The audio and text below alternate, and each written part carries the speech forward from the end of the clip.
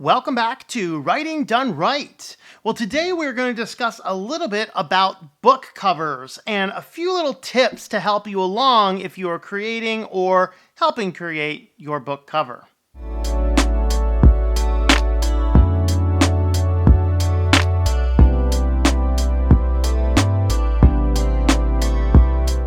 Welcome back. I am Tom Morosky. I'm an author and a technology consultant, and here on Writing Done Right, we will teach you how to get your writing in step, create your books, get everything produced, and send them out to the distribution networks should you want to do that all on your own. There's times you want to hire out services, there's times you want to do them on your own, but ultimately, no matter which way you're choosing, I absolutely believe that you need to always have a hand in the design process. You never just want to take some element and just completely pass it on to somebody else to just do for you. And in light of that, I want to talk a little bit about book covers. And there's an art to book covers. There are some people in the field who will suggest you should never work on your own book cover. There are some people who suggest you always should, and then there's a lot of in-betweens. Let's talk about those ideas first. On the front of people who say you should not do your own book covers, the best argument against doing your own book cover is sometimes you are too close to the project.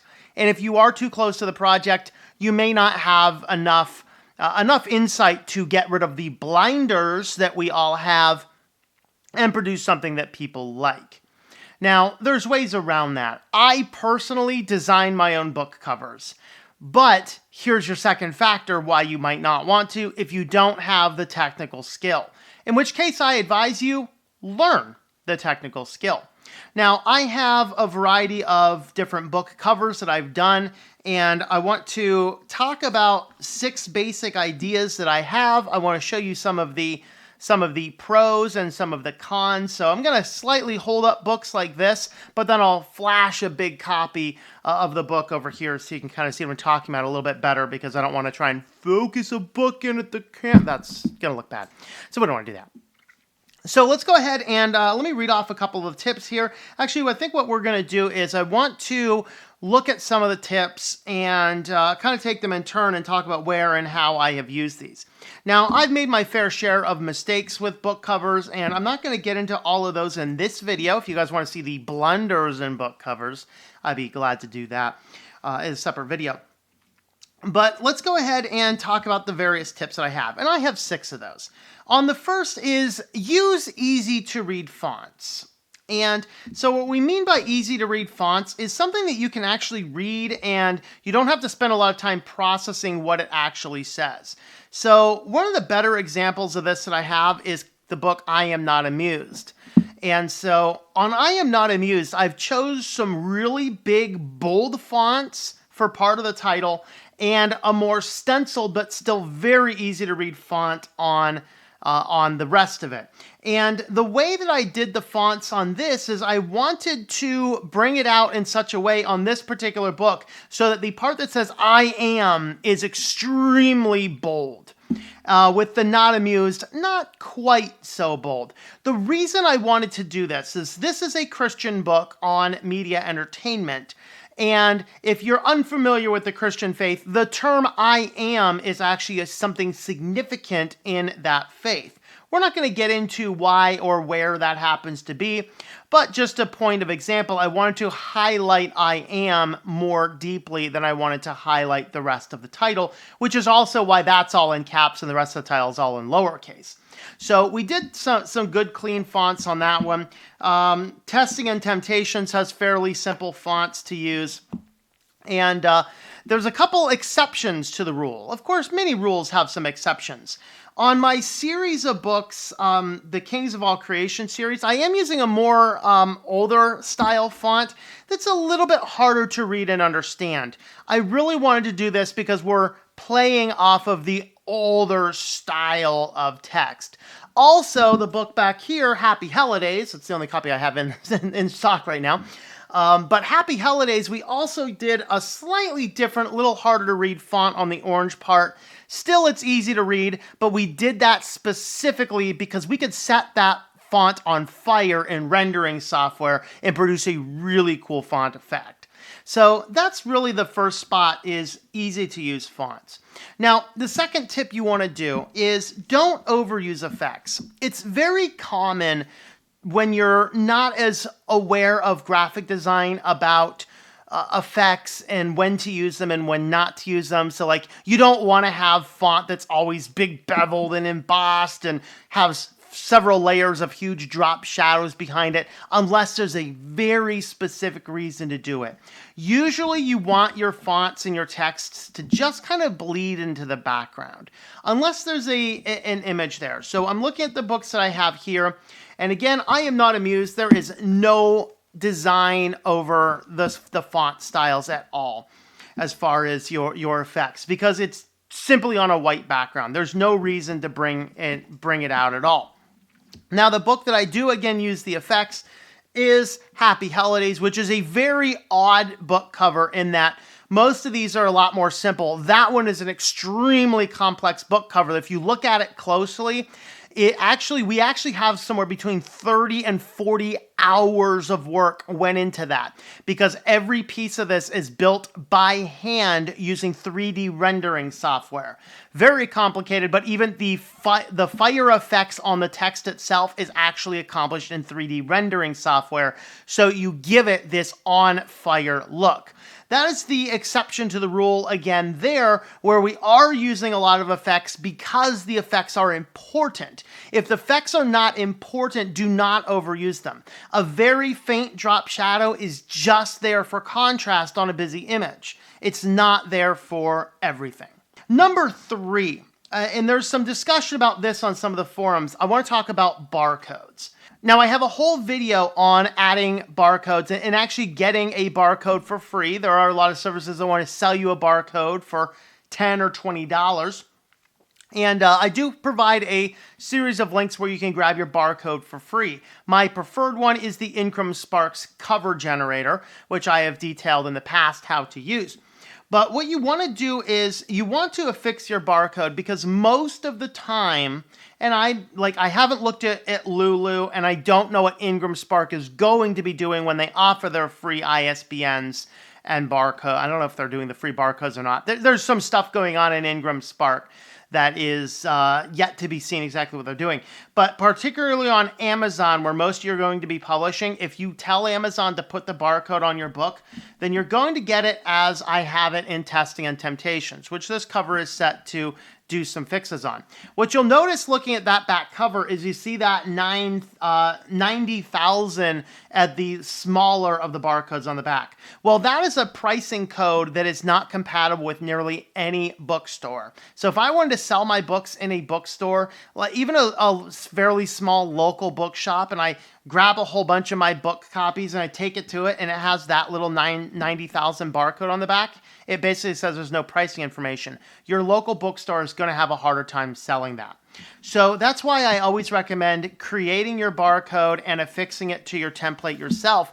That way you can get the full price barcode. You can format the way you want, because compare that one on Testing and Temptations to the barcode we see on I Am Not Amused, and you can very clearly see which one is absolutely professional just looking at it.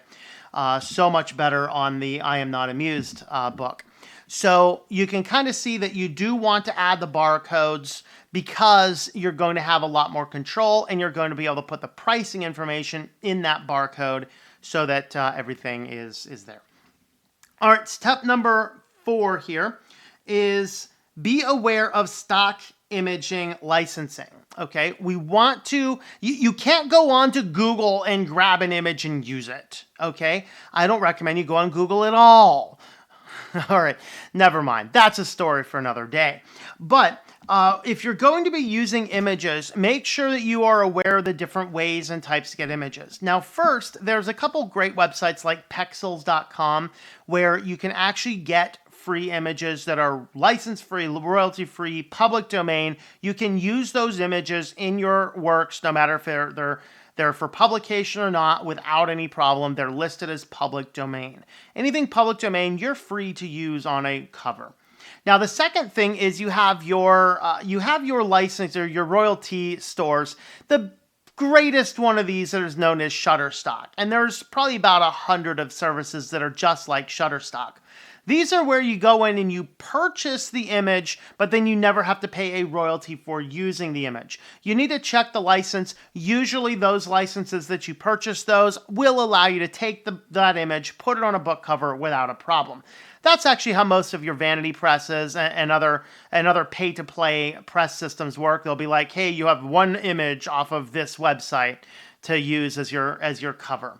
And that's really where a lot of people are getting their images for their book covers.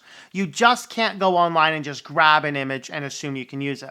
The first issue is you need to make sure you have the right size resolution. And if you're downloading something from the internet, it's probably not going to be the right resolution unless it is one of these public domains sites, or it's one of these, you're purchasing an image for a cover design because they are going to push those to the same size. So be aware of the licensing of the images. Where at all possible, I actually use my own. So I'm not going to show you the images over here. I'm just going to do a quick walkthrough. Testing on Temptations. There's 2 images faded together. I took both of the photos myself with my personal camera. Obviously, I can use those. The Art of Shallow Neighboring has this wading pool. That's a public domain image. I Am Not Amused is actually a photo we took and sketchified it, and I actually showed you how to do that in an individual video. And then my Kings of All Creation, these books actually, I use images from the public domain repositories, and then I just dark process them a lot, but they're all public domain. And of course, Happy Holidays back here, that's all put together, manually assembled in 3D rendering software.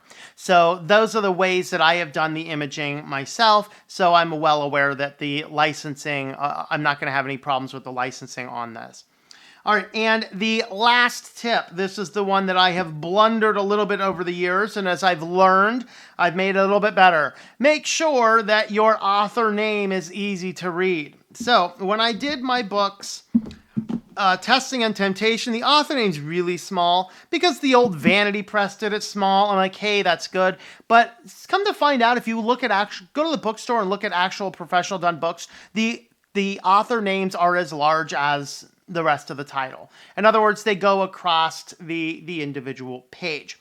All right. Now, I made the same mistake on I Am Not Amused. So when I refresh this cover next, the author name's going to go all the way across. And then, of course, on the rest of them, hey, I got the idea. So we went ahead and put the author name all the way large across there.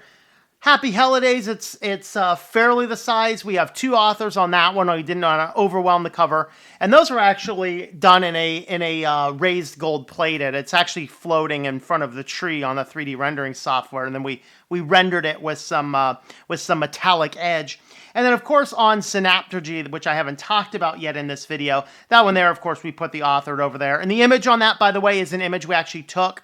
Now, that one actually raises another issue. If you're using people for images, you need to make sure you have permission to use those. And so in that case there, it was a friend. In fact, I actually originally did the cover with a public domain image. And my friend says, you know, we can probably do that if I just go down and pose for the photo for you. I said, sure, if we ever sell more than 10,000 copies, I'll start giving you like 10% of the book sales or 1%, I don't know, whatever it was. We said something on a handshake and, you know, we'll figure that out. You shouldn't do that probably, but, you know, that's the way that worked. But anyway, there was a little bit about book covers, book cover designs, and some things to think about if you are doing your own. Now, of course, I have a few videos about learning how to use GIMP or Krita. Those are the software applications I use. Primarily, I use GIMP as a free and open source image editor program. That's what I use. I have several videos about doing those, so have a look at the channel for those. Thanks for coming along. Subscribe to the channel if you've not already. Give me some discussion down there below. And I hope that we have taught you how to get your writing done right.